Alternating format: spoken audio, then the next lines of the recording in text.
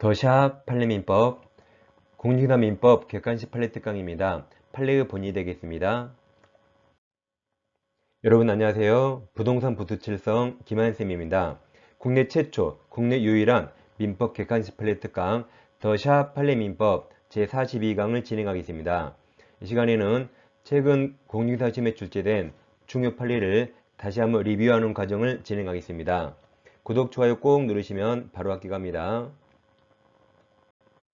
판례집을 구입하실 분은 아래 사항을 참고해 주세요.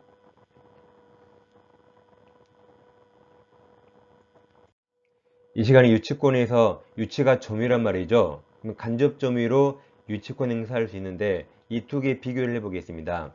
제일 먼저 제3자가 직접 점유하면 간접 점유로 유치권 행사할 수 있지만 채무자가 직접 점유하면 이건 채무자에게 물건 그냥 돌려준 거라 이건 유치권 인정되지 않습니다. 이 두 개가 아주 중요하죠. 자, 예를 들어서 가볍게 자동차가 있는데 을카센터에 수리맡겨서 자동차에서 수리비 200만원이 나왔어요. 그럼 갑이 돈 안 주면 을은 카센터에서 유치권 행사할 수 있습니다. 근데 카센터가 좁아서 차를 인근 병 주차장에 안전하게 보관을 맡겨요. 임치해 있습니다. 자동차가 병 주차장으로 왔습니다. 그러면 이 병 주차장이 직접 점유하고 을이 맡겼으니까 을이 간접 점유로 유치권 행사할 수 있습니다. 이처럼 유치권이란 자동차는 갑소유죠. 갑소유인데 야 갑 채무자 돈 갚어. 돈 안 갚으면 자동차 못 줘라고 차를 꽉 잡아두는 겁니다. 따라서 채무자 갑에게 자동차가 안 가는 식으로는 간접 점유로 유치권 행사할 수 있습니다. 그래서 채무자가 아닌 제3자 병, 제3자에게 보관을 맡겼죠. 이런 식으로 간접 점유로 유치권 행사할 수 있습니다. 자, 오른쪽과 비교합니다. 다시 갑에게 자동차가 있는데 을카센터에 수리비 맡겨서 자동차 수리비가 있습니다. 자, 그런데 갑이 수리비 200만원 없는데 자동차가 필요해서 을에게 말했습니다. 제가 200만원 없으니까 제가 하루에 5만원씩 드릴 테니까 5만원씩 받고 제 차 좀 빌려주세요. 그래서 을이 5만원 받고 갑에게 차를 빌려줬어요. 자, 그럼 이제 자동차를 누가 타죠? 이제 채무자 을이 타죠. 그럼 채무자는 빨리 돈 갚아야 한다는 심리적인 압박이 없습니다. 오히려 을이 쫄아있죠. 어떻게 돈 받을까? 오히려 채권자 을이 쫄아있고 채무자 갑은 쫄아있지 않습니다. 이것은 유치권 인정되지 않습니다.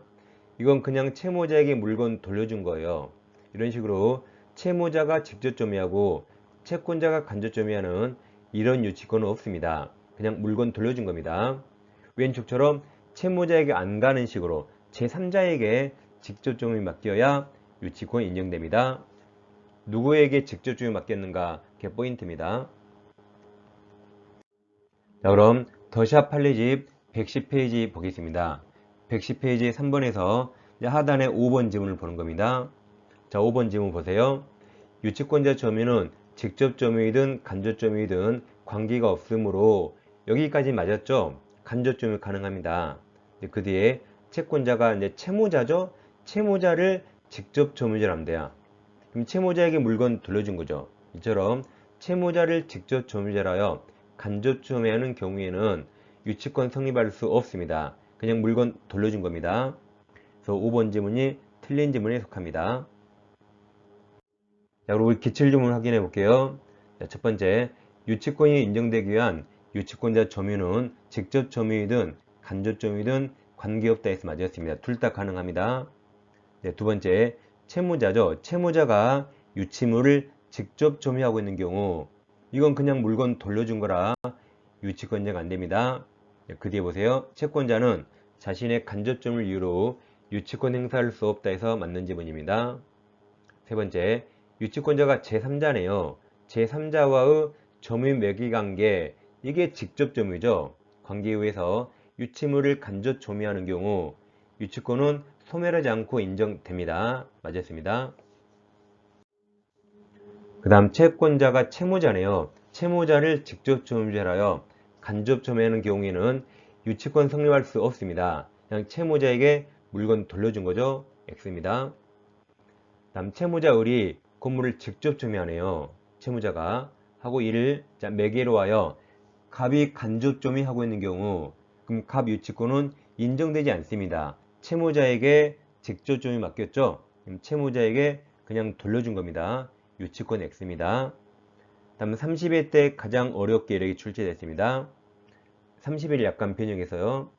X 물건에 대한 갑의 점유가 채무자를 매개로 한 간접점유가 아니래요.